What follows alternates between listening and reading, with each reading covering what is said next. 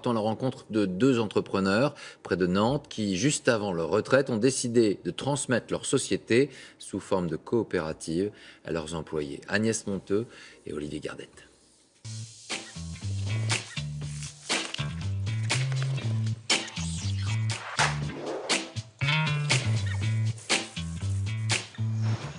Cette usine, sa patronne a décidé de la céder à tous ses employés. Denis, la Mao, elle est en panne du coup? Elle l'a fondée il y a 8 ans avec un associé. Et ça marche très bien pour eux. Tu les ramèneras à Laurent et tu diras que ces trous-là, il faut les faire en machine.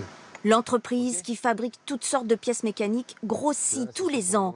Mais à quelques années de leur retraite, ils transmettent tout à leurs 31 employés. Alain le soudeur, Guillaume l'ajusteur ou Daniel le tourneur. C'est toujours lui le patron?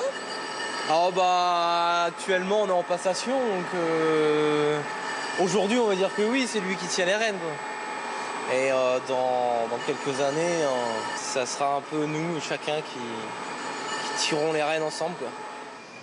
Plutôt que de céder à un inconnu, Christian, ils ont préféré récompenser leurs ouvriers. il y a un problème sur la Mao?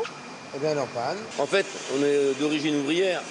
On a nos parents qui ont toujours un peu mouillé la chemise pour l'entreprise, tout ça, et puis qui sont partis en retraite avec toujours un peu d'amertume au fond de la gorge, parce qu'ils ont eu toujours le sentiment d'avoir donné, et puis que le système ne le récompensait pas toujours. On veut montrer que c'est possible. Le partage est possible afin de tirer tout le monde vers le haut, quoi.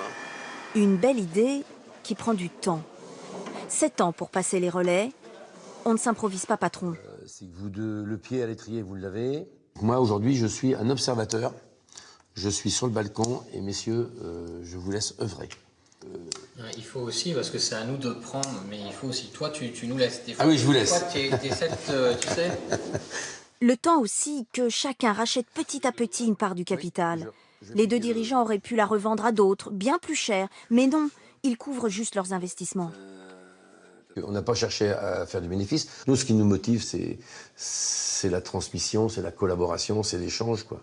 C'est de vivre une réussite collective. Dans les ateliers, tout le monde le dit, c'est un cadeau. Benoît était en échec scolaire il y a 2 ans, devenu actionnaire à 17 ans. Vraiment l'impression d'être là pour quelque chose et ça donne envie de travailler mieux, plus vite. C'est de travailler plus pour soi, je trouve. Leur exemple est rare, quasiment unique, mais tous les deux espèrent prouver que ça peut marcher pour que d'autres suivent cet exemple.